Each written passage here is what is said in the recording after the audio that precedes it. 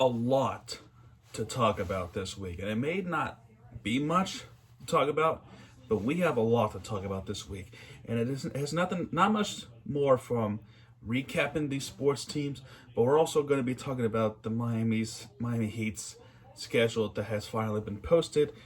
Although this one is the first half schedule in which it goes out to March. So we'll talk about that as soon as we're done with the recap. So right now, MJ23's house.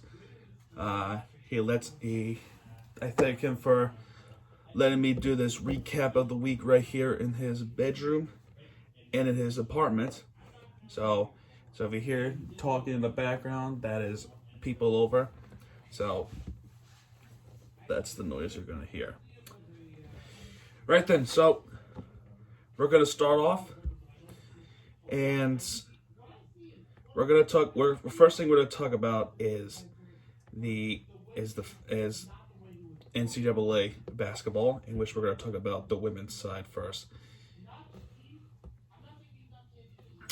The match on Thursday. I gotta get there first. 1 second. My iPad is right over here. Normally I would have been carrying something like this, but this is a counter, so I don't need. So with the counter right here, I don't need to carry it. So here we go.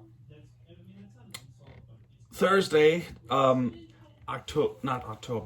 was 2 months ago. We topped all those teams already. December 3rd was a Thursday. They were playing against their neighbor college, the Florida Atlantic Owls. So they were playing against the Owls. The first quarter is an interesting quarter. While the Hurricanes had control of that game, the last minute of that first quarter, their defense stumbled because they were up. This team was up 20-13 with 1 minute left of the first quarter. Miami's offense could not shoot the ball. Their three throws are as off as you could see. Then the Owls' offense sparked on, and the quarter ended 20-20. It's 2020 after all. So the Owls were looking for something here, and they're showing that they can fight against the Hurricanes. So the Owls didn't show much effort in the second quarter because, again, the Miami's defense had to pick them back up. And then their three throws for that quarter, they're finally getting something there. But that quarter ended 29-39. Third quarter was the best quarter because both teams were actually great on defense and good on offense. So that quarter alone was 23-20 in favor of the Owls. So if you add that up, it would be 59-52-ish. So let's see here. 20 plus 9 equals 29. So 29 plus 23 is 52. So we have a great game going on. But then unfortunately for the Owls, their offense started to collapse, and the Miami's defense started to pick them back up, and the final score was 61-73. This was a great game. This was a better game than the North Florida one. I was an entertaining game. Then good thing I watched the game. And I was doing the Let's Play, so I was multitasking. That was fun. The game against Stetson, unfortunately, was postponed because of the COVID case. So the next game is against a ranked 22 Syracuse Orange on Thursday, 8 o'clock p.m. Eastern Time. That's going to be on the ACC network. So this is the first real match against a ranked team. So schedule's getting real, folks. So Then on Sunday, now I'm not sure I'm not sure if I'm gonna watch that game. Actually, I could actually. We'll see what happens. And then they're playing against Duke. And which, speaking of Duke, we'll talk about them in a minute. Speaking of Stetson, the men's team. So let's talk about the men's game. So,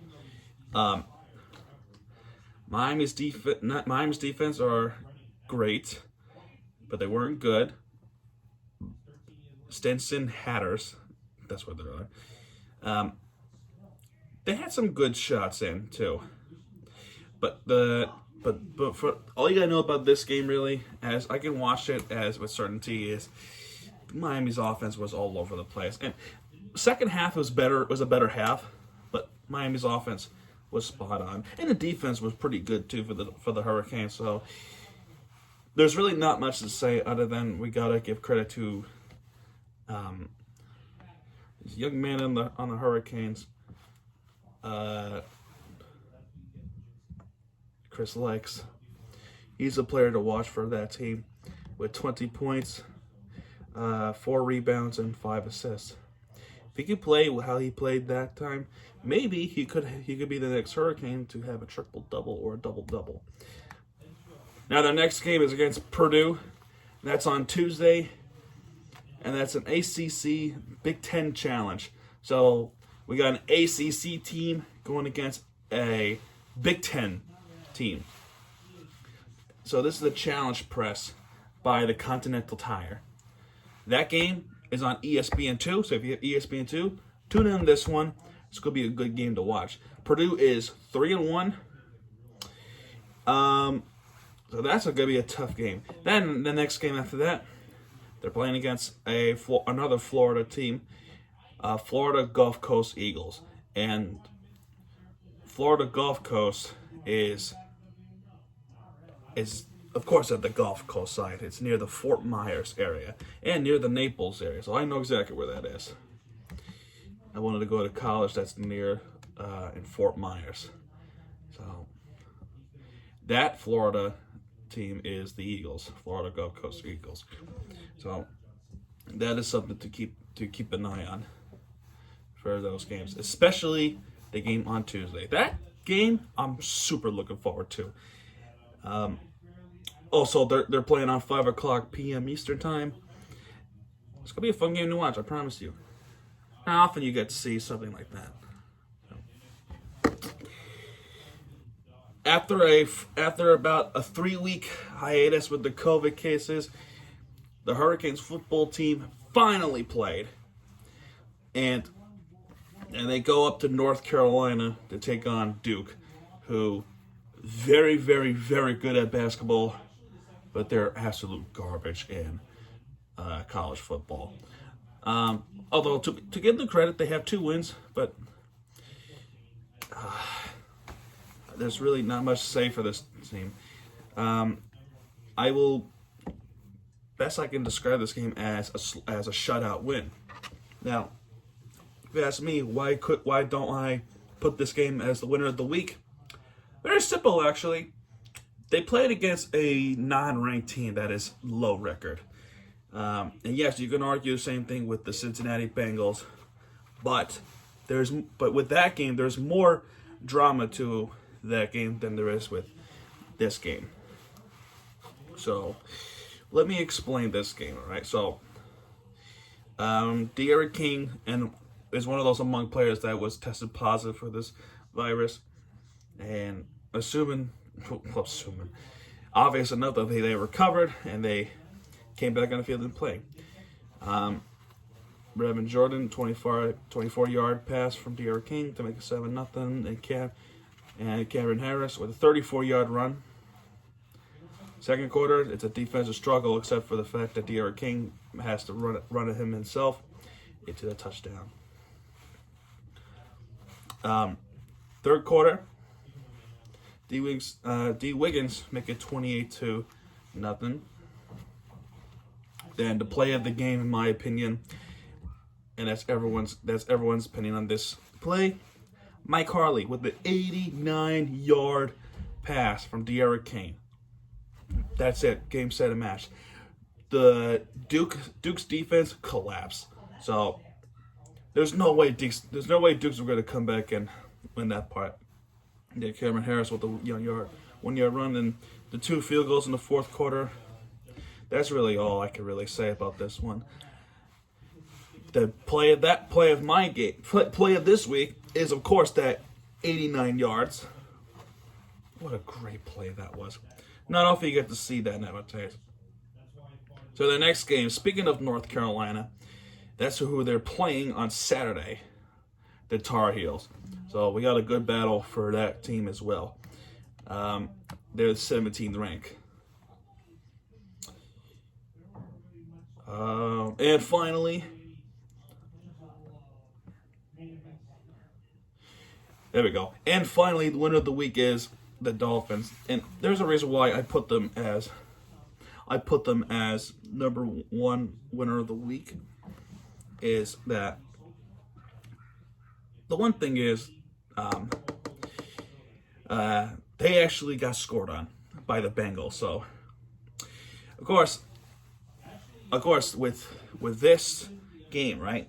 Actually, a couple of records have been broken. One record is Xavier Howard picked off for the 8th time this season. And it's the 18th game in the row that the Dolphins have committed a takeaway. That's a new record for the NFL and a new record in franchise history. So they broke their own record from the early 2000s. So that's one part of why they're the winner of the week is they hit that record. But everything else is pretty much other than that touchdown from Tyler Boyd, which was a 72-yard pass. That defense stumbled after the interception. So this defense worries the hell out of me. And I will tell you why in a minute, too. So after that, Jason Sanders had to come away with the field goal. The rest of the second quarter, there was an incident between Xavier Howard and Tyler Boyd. They were pushing and shoving each other out of bounds, seemingly putting a hands into a face of Tyler Boyd as well as Xavier Howard. Now, there was one angle that showed that, maybe they put their hands on the official, but I can't get a clear look on it. So, if that's the case, then yeah, both of them are just, it is my team, and it's my player too, but the thing is, if you're going to put your hand on the official, if I ever saw the angle, you can't do that. That right there gets you ejected from the game. And speaking of ejection, that's what happened with Xavier Howard and Tyler Boyd. They both got tossed from the game. So Miami's defense are in trouble here. Or so I thought. Brandon Allen had no chance after that touchdown play from the first quarter. And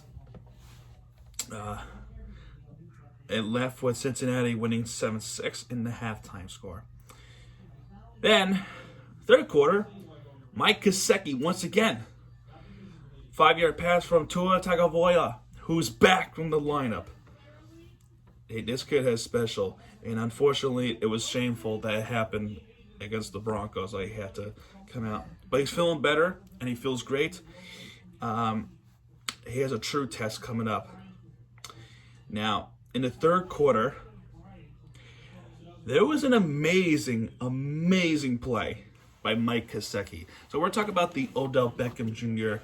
one-handed catch and Jarvis Landry one-handed catch. Mike Gesicki had to go way up high, catches the ball with one freaking hand, and that's from the lefty quarterback. That is a great freaking catch, as far as I say myself. But the field goal was made by 23 yards by Jason Sanders. Fourth quarter, another field goal was made. Then another drama started in the fourth quarter, and that was when Cincinnati punted the ball, and fair catch was made, and the special teams player from Cincinnati drilled, I think it was Grant Sr., They drilled him after he made the fair catch, and another guy picked up the ball, ran a few yards down, and the whole team, both of these teams were going at it with each other. There wasn't much pushing or punching, but a lot of guys got into these face, and it's not supposed to happen with social distancing this season, but it got real personal.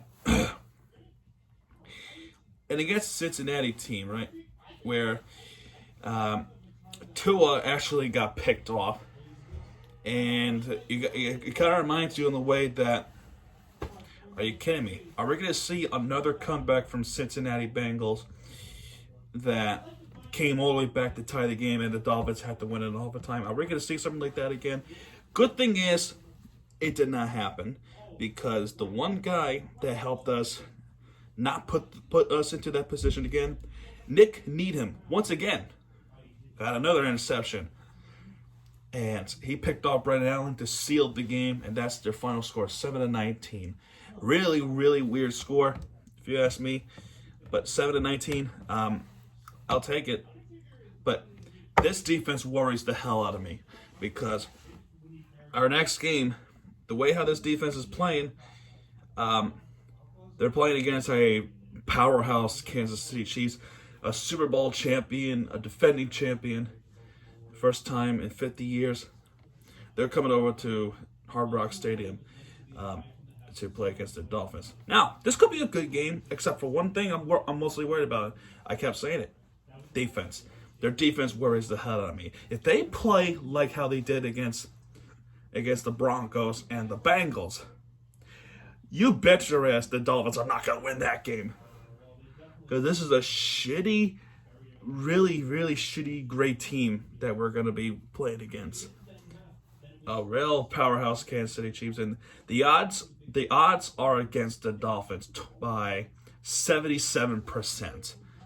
The projector is 77.1 for the Chiefs, and the win probable for the Dolphins is only 22.7. So, we also have another thing to talk about. Playoffs. Now,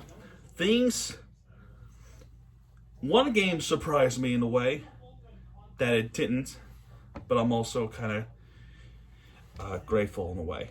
So, the Ravens lost to the Pittsburgh Steelers. A third-string quarterback, Robert Griffin III, had to come in. He played like his rookie season, but Pittsburgh was able to pull that off, and the Ravens are in more trouble than they are initially. We are still sitting at 6th place, so in the playoff format. Cleveland Browns defeated the Tennessee Titans, which is a great game if you ask me, but I did not expect that result at all. My pick last week was the Titans killing the Browns. The Browns were a real better team. So, if you ask me, I'm shocked with this result, but now we have to worry about the Browns because the Browns are doing magnificent. Another team that worried the crap out of me was the Raiders. And initially, that was it. The Jets were going to get their first win of the season. But Derek Carr, with the miracle deep throw, that ultimately puts them back in the playoff hunt. And ultimately, for Jets fans, they are left with another heartbreak. And now they are 0-12. So now we're being chased by the Raiders. So I'm very disappointed. Now the Colts, another team that worries the hell out of me. They beat the team like the Texans. So they beat the Titans last week. They beat this team, the Texans. So something's wrong here. So we're getting chased by that. Now, as of this recording, the Patriots are winning 7-0 against the Chargers. I suspect that the Patriots are going to win that game against the Chargers, even though they are in LA. Now, in order for us to make the playoffs, we got to win these next few games. Tomorrow, we have to hope that the 49ers win against the Buffalo Bills, and that's the Monday night game. That's an 8:15 kickoff. another team that's playing against AFC team is the Washington football team. They're playing against the Steelers in Heinz Field. Chiefs fans definitely are looking for a top spot as they hope for this Washington team win and hope that the Giants lose and the Eagles lose as well. And the Cowboys losing on Tuesday night against the Ravens. But speaking of the Ravens, we hope the Cowboys win that game too, because we definitely like the Ravens to not chase us. So hope for the best that the Cowboys win that game, even though that's America, even though that America might not like the result. So, starting next week, our schedule is real. In order for us to make the playoffs, we gotta win these next games. And if they can win at least 1 or 2 games, we're gonna make the playoffs. I say the key games we gotta look for is the Patriots, the Bills, and the Raiders. The Chiefs is the hardest part. I don't think we're gonna win this game. If the way how our defense is playing, no way. If you look at my honest opinion, I truly think it would take a miracle to beat the Chiefs. So we have to look down the future, right? Patriots next 2 weeks from now in Hard Rock Stadium. We could win this game. Our team is better than how they were early in the year, where we lost 21-11 against the Patriots. We could win that game. The most winnable game, in my opinion, is the Raiders, and that's on Saturday, on December 26th. That game, we gotta watch out for it as well.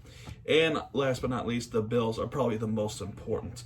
If the Bills lose like how we lose, we could see a battle of the AFC East title, who could be in the playoff position right here. So that is something to really, really keep a close eye on, because one of these results could end in a heartbreak in our season. So these next 4 weeks, it's a witching season. It's a witching month. So witching month right now. So that is your winner of the week, the Miami Dolphins. If they can keep playing how they're playing, we could see great things. But our defense, my gosh, dude, we gotta step up our defense, otherwise we're in deep shit. Before we go, let's talk about the Heat. Finally, the Heat's got their schedule in the first half of the season. Preseason against the Pelicans, they're playing in Miami. And their next game is against the Raptors in Toronto. Actually, they're not playing in Toronto. You know what they're actually playing? They're playing in Tampa. Because of this virus, right? Canada, unfortunately, are not allowing the Raptors to go back to Canada, because that would just screw a lot of American teams for going up to Canada, because that would mean they're forced to do a 14-day quarantine if they go to Canada. So they are rejected to go play in Toronto. So luckily, they found a spot for this season, and that's in Tampa. So if you ask me, I'm not in Florida at the moment. If I was, I would definitely go attend Tampa's games. That would be fun. That would be really, really fun. But unfortunately, I can't do that. Right now, we'll call them Tampa Raptors. I'm just kidding. But our real first game is against the Magic, a real Florida team. That's the Magic, and we're playing them in Orlando. MJ23's team, who is out there. So that's the season start. And unfortunately, that game is not prime time. I would love to be in prime time, but that's not happening. But we do have a couple of prime time games. We have the Pelicans again. That's on Christmas Day on ESPN. That's a 12 o'clock game. So you bet I'm gonna watch that game, because I miss my Heat playing the game. Then December 29th, another primetime game. They're playing against the Bucks, and that's gonna be on TNT. Then the next game, they're playing the day after, they're playing Milwaukee again. You can watch that on NBA TV. And Happy New Year. We're playing against our old NBA Finals foe, the Mavericks. Speaking of NBA Finals foe, one game to be notable, is the game in February where they have an NBA Finals rematch against the Lakers, February 20th. That game you can watch on ABC no matter where you are. So that game to watch out for. And I'm definitely looking for some revenge against the Lakers. But their powerful duo has re-signed with the Lakers. Anthony Davis re-signed a 5-year deal. LeBron James re-signed with a 2-year deal for the Lakers. Butler is still there.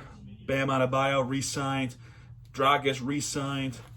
Robinson might get assignment. Jay Crowder is gone. Really not much to say about this free agency other than we're making moves.